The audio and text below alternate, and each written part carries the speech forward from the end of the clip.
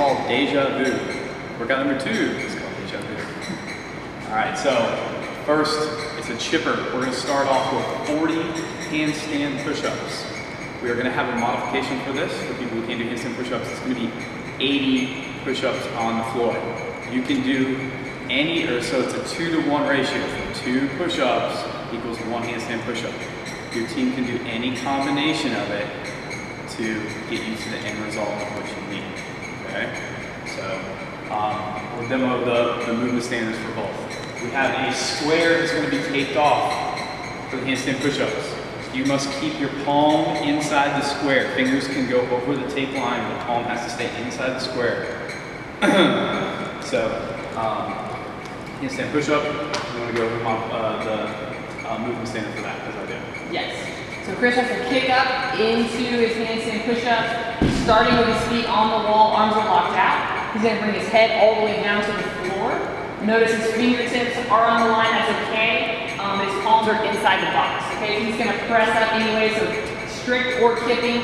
He's locked out at the top, and his feet are on the wall, so that's a completed rep.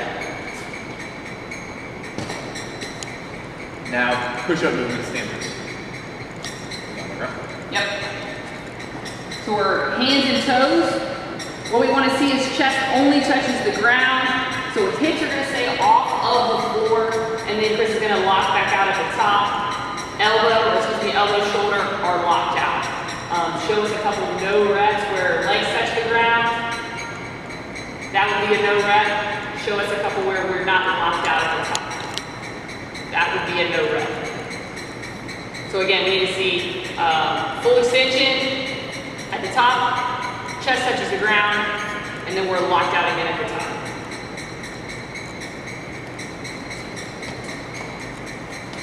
Next movement in our chipper is going to be a variation of a wall ball. This requires 2 people.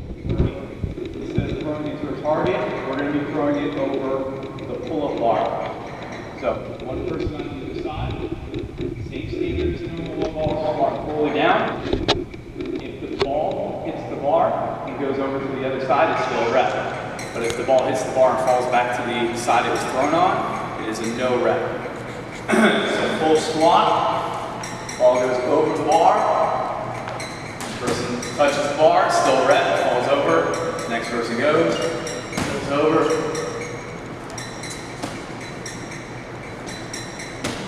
You have 80 reps total. 80 reps total. You can be as far away from the bar, just has to make it. You can be as close as you want to the bar. 80 total reps. Next movement in our chipper is going to be 30 toes to bar. 30 toes to bar.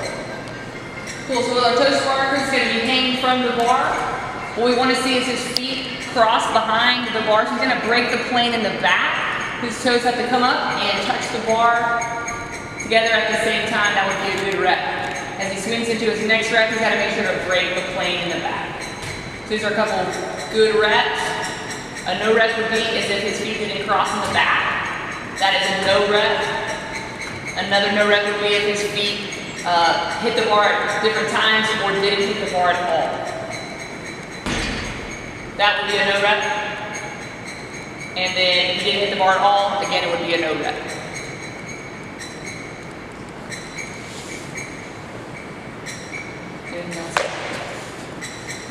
Oh. If your feet touch outside of your hands, okay.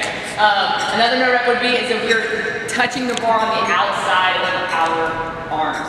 So this is a no rep for the toes bar. No good. No rep. Cool. Next movement in our chipper is going to be power clean. We have 60 power cleans as a team. We will have a women's bar and a guys bar. Women's bar is 65 pounds. Guys bar is 95 pounds, right? So, movement standard in the power clean, bar starts on the ground every time. She's gonna pick it up and get it to her shoulders however she wants to. Elbows must be in front of the bar. Hips, knees must be locked out at the top, and she must show control. So let's do one rep where your elbows are not in front of the bar. So, catching it and keeping the elbows down, and back would be a no rep. Okay, let's do one rep where you're not locked out at the top and you bring the bar down too soon. So she catches it right, but she doesn't stand all the way up before she completes the rep. And then finally is the out of control rep where you might be off balance and you might be walking it all over the place. So in full rep, she stood all the way up, her elbows were in front, but she never showed control stopping in one spot. Okay, so power clean with 60 reps as a team. Next movement in our chipper is going to be a burpee jumping over the bench. Okay, we have 20 of these as a team. You have to jump over the bench. You cannot step on top of the bench. You can step over the bench, but you cannot jump on top of it. Okay, so movement standard, going down into a burpee. Full chest and hip touch. She's going to come up and she can jump over it however she wants to. In front, let's do, you can do a lateral jump over it. You can do a lateral jump over it. Good. Now also let's go step over it. So she can step over it without jumping. Right? And that's still a rep. What she can't do is do a step over where your leg comes around the bench. So we don't want the leg to go around the side. That would be a no rep. Okay? And then the other standard as far as this goes is whatever side she completes on. So let's go ahead and do one more burpee jump over. If you're switching off with your teammate has to start on the side that the previous person finished on. So she jumped to the side, I have to start the burpee on my next rep over here. I cannot start behind her on the same side. Okay, so 20 burpee jumping or stepping and clearing the bench. Next movement is going to be what we're going to call a dumbbell single arm ground to overhead. So there's a couple ways that we can accomplish this. The first way is going to be our dumbbell snatch. So one arm fully locked out at the top, hips, knees, arms straight under control. If you are doing multiple reps for one person is doing more than one rep at a time, you have to switch arms on every single rep. If you're switching off with your other teammates, it doesn't matter which arm the other teammate starts with, okay? So let's go ahead and do one more snatch on the other arm. Switching, good. She must put the dumbbell down under control. She cannot drop the dumbbell at all, even from waist height or knee height. We can also do a dumbbell clean and jerk. So I can do a clean, bring it up to my shoulder, and then I can get it up overhead however I want to. She push jerked it, you can push press it. Same standard applies. Lock your arm out at the top, knees and hips need to be locked out as well.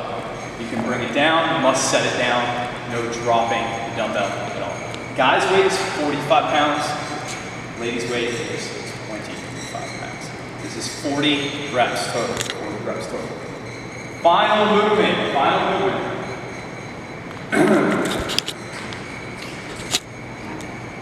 Final movement is going to be our bar muscle up. Okay, this workout is a chipper, and there is a 15-minute time cap to it. So you might not even get to this part, and if you do, we are going to have a tiebreaker for the time cap. If you get no bar muscle ups on the last movement, or if you get the same amount of bar muscle ups as another team. So when you finish your dumbbell snatches, your judge will record that time if you get that far, all right? That's how we're going to determine the tiebreaker. So the last movement in our chipper is going to be a bar muscle up. We have 10 reps, right? Movement standard is going to be fully locked out at the bottom of every rep, and then you must make your way over the top of the bar. However you want to, you just cannot use your footing against the sidebars over here, okay? And you must go over the bar from behind it. You can't do a backwards roll over it, okay? So, bar muscle up. Fully controlled at the top, locked out. Come back down the straight arms at the bottom if you're going to do multiple reps.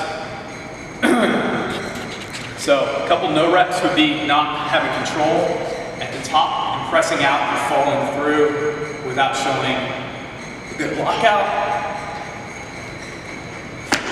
Like so. No control. Lockout wasn't definitive.